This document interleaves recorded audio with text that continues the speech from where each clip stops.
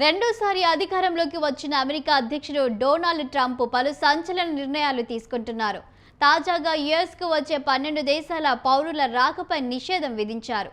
దీనికి సంబంధించిన ఉత్తర్వులపై ఆయన సంతకం చేశారు.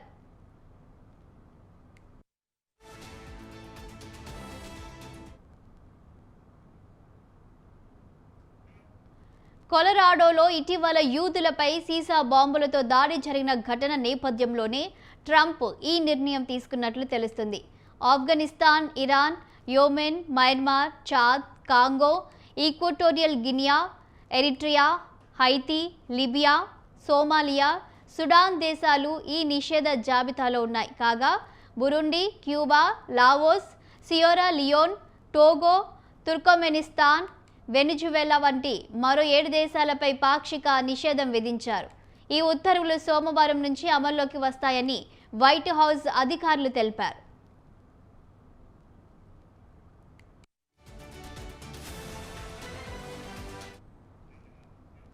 సరైన పత్రాలు లేని విదేశీ పౌరులు దేశంలో ఉండటం కారణంగానే మాతృభూమిలో ఇలాంటి ఘటనలు జరుగుతున్నాయని ట్రంప్ అన్నారు. 2017లో యూరోప్లో జరిగిన విధంగా అమెరికాలో జరగనివ్వబోమన్నారు. సురక్షితం కాని దేశాల నుంచి బహిరంగ వలసలను ఇక అనుమతించే ప్రసక్తే లేదన్నారు. అందుకే ఈరోజు యెమెన్, సోమాలియా, హైతీ, లిబియాతో సహా పలు దేశాల ప్రయాణికులపై నిషేధం విధించే ఉత్తర్వులపై సంతకం చేస్తున్నామని ఆయన తెలిపారు.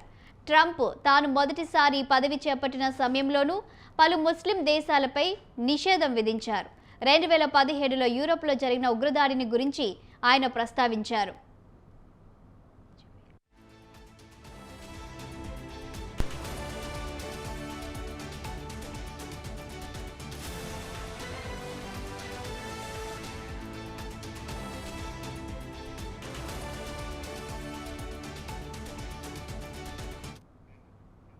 ఈ ప్రకటనపై వెనిజువేలా మంత్రి డియస్టాడో కాబెల్లో స్పందించారు.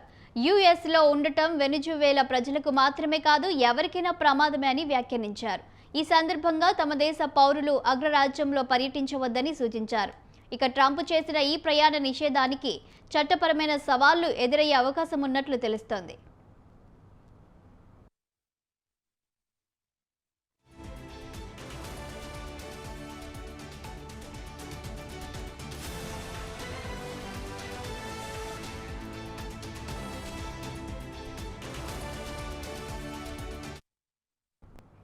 మరోవైపు ట్రంప్ హార్వర్డ్ విశ్వవిద్యాలయం మధ్య విభేదాలు తీవ్రతరం అవుతున్నాయి.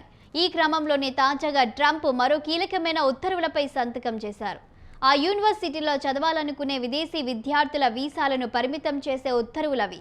అమెరికా ప్రయోజనాలకు హాని కలిగించేవారు మాకు వద్దంటూ హార్వర్డ్ అలాంటి వారికి నిలయంగా మారిందని వ్యాఖ్యానించారు.